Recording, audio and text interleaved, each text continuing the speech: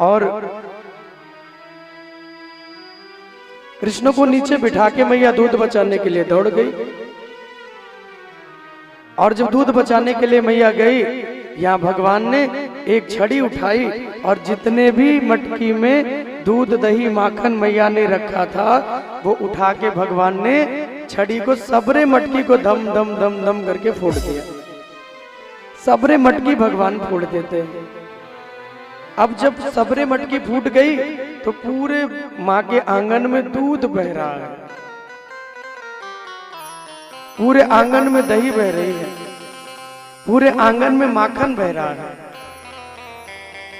इतना दूध बचा के मैया आई चूल्हे का तो देख रही है जितना भी दूध रखा था वो सब भगवान ने बहा दिया। मैया कहती आज तो कन्हैया को मार पड़ेगी, क्योंकि बड़ो नटखट है गयो, बड़ो शैतान है गयो, आज ना बचेगो तू लाला। और मारने के लिए मैया ने छड़ी उठाई और भगवान भागे हैं। आज माँ के डर से जो त्रिलोकी नाथ हैं, जो तीनों लोकों के स्वामी हैं, वो माँ के डर से भाग रहे हैं। पीछे पीछे मैया और आगे आगे कन्हैया दौड़ रहे हैं। राधे राधे बोलना पड़ेगा, जोर से बोलना पड़ेगा। आगे आगे कृष्ण भाग रहे हैं, पीछे पीछे मैया भाग रही है। पूरे ब्रजमंडल में आज कन्हैया ने अपनी मैया को दौड़ाया। पूरे ब्रज में एक जगह जाके मैया थक गई, क्योंकि यशोदा जी पहले बहुत दुबली पतली थी, लेकिन जब से कन्हैया उनके घर में आए हैं ना, मैया इतनी प्रसन्न रहती है, खा पी के एकदम मैया मोटी तगड़ी हो गई। अब तो मैया थोड़ा भी दौड़ लेती है तो थक जाती है। जब प्रसन्नता आ जाती है तो हर चीजें बढ़ जाती है। थोड़ी दूर दौड़ के मैया थक गई और कहते लाला अब ना दौड़ पाऊंगी, अब रुक जा, अब तू मुझे कितना दौड़ाएगा, अब नहीं दौड़ पाऊंगी। एक जगह भगवान रुक गए और जब एक जगह भगवान रुके तो मैया कहती आजा लाला, तू मुझे क्यों दौड़ा, पूरे ब्रजमंडल में क्यों दौड़ा रहा है। भगवान कहते हैं कि मैया अगर मैं आया तो तू मुझे पकड़ लेगी, और यदि तूने मुझे पकड़ लिया तो बहुत मारेगी मैया। यशोदा जी को गुस्सा तो बहुत लगी, लेकिन मैया सोच रहे एक बार पकड़ में तो आ जाए पहले। मैया ने कहा कि ना ना लाला आजा, मैं तुझे मारूंगी नहीं, अरे तूने काम इतना अच्छा किया, तेरी आरती उतारूंगी, आजा तुझे मिठाई खिलाऊंगी, तूने इतना बढ़िया काम किया है, तुझे इनाम दूंगी। और जैसे मैया ने थोड़ा कन्हैया को अपने भाव में लिया, धीरे से कन्हैया माँ की ओर आए और दौड़ के मैया ने कृष्ण के कानों को पकड़ लिया। और जब कान्हा के कान को पकड़ के मैया खींचती है ना, भगवान रोते हैं, भगवान डर के मारे भागते हैं। ब्रह्मा जी देख रहे हैं इस लीला को। ब्रह्मा जी विचार करने लगे, देखिए माँ के प्रेम में कोई अभिमान में चाहे, कोई बल से चाहे, कोई धन से चाहे, तो भगवान को कहाँ बांध सकता है। ये तो माँ है जो अपने प्रेम में कन्हैया को अपने बस में करके रखती है। माँ दौड़ाती है तो कान्हा भागते हैं। एक भ्रिकुटी जिनकी टेढ़ी हो जाए तो तीनों लोकों में प्रलय आ जाती है। आज वही भगवान मैया के डर से भागते हैं, यहाँ वहां मैया के डर से भाग रहे हैं। आज कृष्ण को लेके मैया आई, और जब लेके आती है ना तो उखल में आज मैया कृष्ण को बांधने लगी। जब उन उखलों में मैया कृष्ण को बांधने लगी तो उखल में भगवान बंधते नहीं है। एक रस्सी मैया ने जोड़ी, दूसरी रस्सी मैया ने जोड़ी, एक और रस्सी को मैया ने जोड़ा। अब भगवान की मुट्ठी भर की कमर है और मैया पूरे वृंदावन की रस्सी को जोड़ दे रही है, लेकिन पूरे ब्रज की रस्सी को जोड़कर भी भगवान की कमर जो है वो बंधती नहीं है। बांधते बांधते मैया थक गई। क्यों? क्योंकि माँ को अभिमान हो गया कि मेरा बेटा है, तो भगवान बंधते नहीं है। कोई भी दुनिया में धन बल वैभव से भगवान को पाना चाहे तो संभव नहीं है। हाँ, कोई प्रेम से पाना चाहे, कोई भक्ति से पाना चाहे तो भगवान उसे अवश्य मिल जाते हैं। कोई धन वैभव से भगवान को चाहे तो वो नहीं आते। वो केवल भाव से मिलते हैं, वो केवल प्रेम से मिलते हैं। मैया बांधते बांधते थक गई, और जब मैया थक जाती है तो कृष्ण से कहती है, लाला कैसे बंधेगा वो तो मुझे बता दे। भगवान कहते हैं, मैया तेरा अभिमान चला जाए, तू भक्त बन जा तो मैं बंध जाऊंगा, प्रेमी बन जा। मैया रोने लगी, नेत्रों से अश्रु गिरने लगा, अब तो बंध जा लाला। भगवान ने कृपा कर दी, वो जो 2 अंगुल की कमी नहीं हो रही थी पूरी, आज भगवान की कृपा हो गई, 2 अक्षर की माया दूर हो गई, भगवान मैया के बंधनों में बंध गए। बोले भक्त वत्सल भगवान की जय हो। राधे राधे बोलना पड़ेगा, जोर से बोलना पड़ेगा। और वो 2 अंगुल की कमी पूरी होते ही भगवान माँ के रस्सी में बंध गए और मैया ने गांठ लगा दी। और जब भगवान बंधे तो उसी उखल में भगवान को दिन भर मैया ने बांध के रखा है। पूरा दिन मैया ने कन्हैया को उखल में बांध के रखा है, पूरा दिन। 1 मिनट के लिए भी कृष्ण को मैया छोड़ती नहीं है। और उन बंधनों में जब मैया बांध के रखा, बाबा नंद भी आए, गोपी भी आई। कृष्ण को ना मैया ने आज भोजन दिया और ना जल दिया, आज वैसे ही भगवान बंधे हुए हैं। अच्छा, जो भी लीला भगवान करते हैं उस लीला का कोई विशेष कारण भी होता है। कुबेर के पुत्रों को श्राप मिला है नारद जी का। बाबा नारद निकल रहे थे, कुबेर के पुत्र नलकूबर मणिग्रीव दोनों स्नान कर रहे थे। नारद जी को देख के प्रणाम नहीं किया, उनकी हंसी उड़ाने लगे। और जब उनकी हंसी उड़ाने लगे तो नारद जी को क्रोध आया और उन्होंने वृक्ष होने का श्राप दे दिया। जब श्राप मिल गया तो बाद में आके चरणों में प्रणाम किया, बोले प्रभु हमारी भूल को क्षमा करिए, मुझसे भूल हो गई, मेरा कल्याण कैसे होगा ये मुझे बताइए। तब भगवान के भक्त नारद जी कहते हैं कि जाओ, जब तुम इतने पश्चाताप में हो तो हम तुमको ये आशीर्वाद देते हैं कि तुम वृक्ष बन के भगवान के ही आंगन में खड़े रहोगे और कृष्ण के हाथों ही तुम दोनों का कल्याण होगा। भगवान के हाथों ही तुम दोनों का कल्याण होगा। ये कहकर मैया कन्हैया को बांध के चली गई।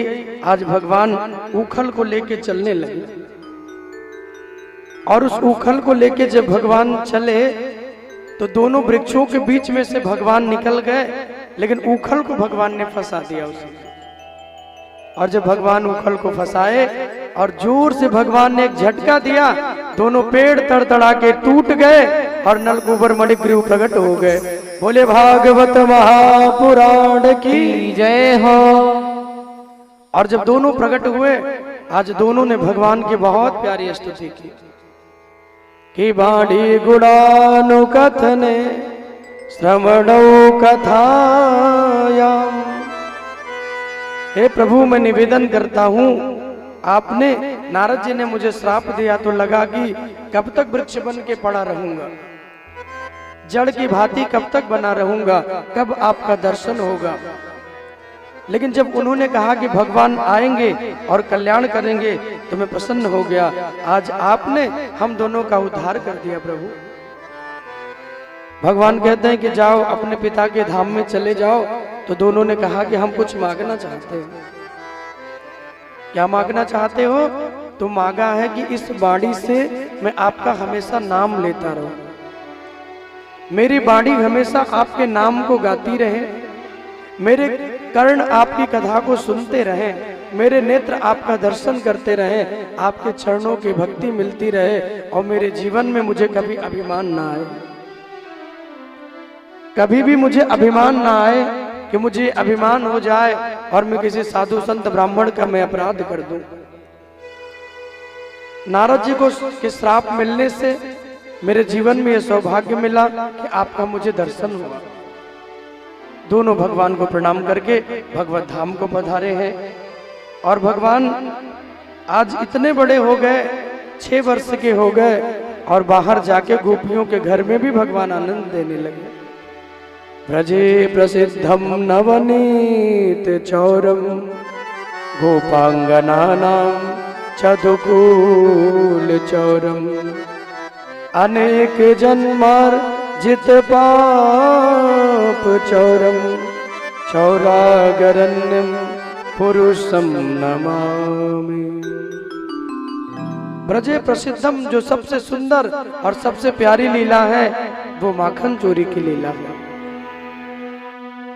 रोज रोज गोपियां आकर के माता यशोदा को उलाहना देती हैं और कहती हैं कि आपका कन्हैया रोज हमारे यहाँ माखन चुराने आता है। अब मैया कहती है कि रोज तो कन्हैया मेरे पास रहते हैं, वो तुम्हारे घर कब चले जाते हैं। अब चूंकि प्रभु तो कई रूप बना के रह सकते हैं, एक रूप बना के वो गोपी के घर में भी जाते हैं और एक रूप बना के भगवान माता यशोदा के संग में भी रहते हैं।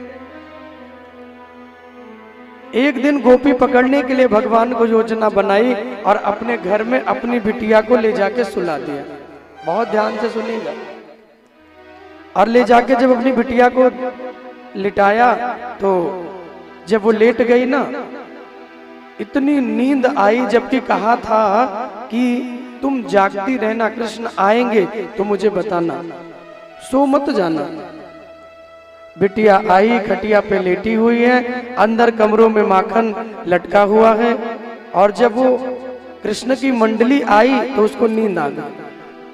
और भगवान ने मंडली भी बहुत प्यारी बनाई है, जिसका नाम भी ब्रजवासियों ने बहुत प्यारा रखा है, चोर विद्या प्रचार मंडली।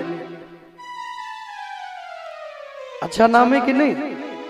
चोर विद्या प्रचार मंडली के भगवान अध्यक्ष है, बाकी सब लोग उसके मेंबर हैं, मिलके काम करते हैं सब लोग। ये उसके एकदम प्रेसिडेंट हैं भगवान। तो प्रभु जी अपनी मंडली को लेके पहुंच गए, कहा बोले गोपी के घर में। बिटिया सो रही है और जब घर में गए तो अंदर गए, मटकी को भगवान ने उतारा, फिर भी नींद नहीं टूटी, फिर भी सो रही है। अंदर मटकी को उतार के माखन ग्वाल बालों को भगवान ने लुटाया, उनको खिलाया, फिर भी नहीं जगी। बंदरों ने कहा प्रभु रामोवतार में बहुत सेवा की थी, अब तो मुझे कुछ खिलाओ। तो उन्हें भी भगवान ने माखन खिलाया, फिर भी नहीं जगी। इतनी निद्रा में सो रही है, इतनी गहरी निद्रा में। जाते जाते ठाकुर जी आए, उसको देखते हैं तो गोपी की बिटिया की जो चुटिया है, जो बाल है ना, वो लंबे लंबे हैं, बड़े बड़े बाल हैं, तो चुटिया भी लंबी सी बनी है। तो उसी खटिया की पटिया से उसकी चुटिया जो है वो लटक रही है। अब भगवान को देखो करते क्या ठाकुर जी, उसकी चुटिया को भगवान ने खटिया की पटिया से बांध दिया और सो रही है, जगी नहीं। और जब वो चोटी बंद गई तो भगवान कान में कहते हैं, अरे हवा आयो हवा, भूत आयो भूत आयो। हमारे ब्रज में हवा कहते भूत को। जैसे भूत का नाम सुने तो सभी डर जाते हैं। बेचारी इतना स्पीड से भागी है वृंदावन की गलियों में, और जब भागी तो बालों में खटिया भी बंधी है, खटिया भी लेके ब्रज में दौड़ रही है पूरे ब्रजमंडल में। वाकई मैया मिल गई तो मैया कहती है, अरे बालों में गजरा, बालों में फूल, बालों में बहुत चीजें लगती हैं, तिलरी लगती है, क्या क्या आभूषण होते हैं, बांधे जाते हैं। ये नया फैशन तूने कब से निकाला, बालों में खटिया लेके घूम रही है? बोले मैया ये मेरा कुछ नहीं है। तो भगवान भाग रहे थे, बोले वो उन्हीं का है, मेरे कानन में कह दे हुआ आयो हुआ। मैं डर गई और मैं भागी मैया, ये मैंने नहीं किया। धीरे से मैया ने चुटिया को खोला, खटिया को निकाला और फिर यशोदा जी के यहाँ पहुंच गई। अरे यशोदा, आज तेरे लाला ने तो जो कियो हद है गई मैया। हमारी बिटिया सो रही थी, अब वाको लंबो लंबो बाल, लंबे बालन को खटिया की पटिया से बांध दियो तेरे लाला ने। शिकायतें करने के लिए आई ही थी कि भगवान अंदर से निकल रहे हैं। और निकल कैसे रहे हैं? मानो कई घंटे की नींद लेके अब उठे हैं भगवान। इतने घंटों की नींद लेके अब जगे हैं, बाहर आए। बोले का भयो मैया, इतना शोर क्यों मचे हुए? बोले तूने इसकी बिटिया की पटिया, चुटिया को पटिया से बांधा। भगवान का, रही मैया मैं तो कई घंटे से सो रहा हूं, मैं कहाँ गया, तू तो जानती है। एक स्वरूप बना के भगवान माँ के संग में भी रहते हैं। और गोपियों का क्या है, वो तो उलाहना इसीलिए लेके आती हैं, उसी उलाहना के बहाने उन्हें प्रभु का केवल दर्शन करना है। उलाहना देना तो एक बहाना है भगवान के लिए, आके वो दर्शन करना चाहती है। जिस दिन भगवान माखन चुराने के लिए जाते हैं उस दिन अपने घर में दर्शन करती हैं, और जिस दिन नहीं जाते उस दिन उलाहना लेके आती हैं और उलाहना के माध्यम से दर्शन करती हैं। शिकायतें लेके आती हैं और शिकायतों के माध्यम से वो दर्शन करती हैं। रोज रोज भगवान का नियम हो गया और रोज रोज गोपी कहती है हमने अपने मन को कृष्ण से ही लगाया है मैया, हमने अपने भाव को कन्हैया से ही लगाया है। और गोपी का बड़ा सुंदर भाव है, उन भावों से कहती है, प्रणाम कर कि हमने ब्रज के ग्वाले से वो अपना दिल लगाया है, नींद भी गंवाई है और चैन भी गंवा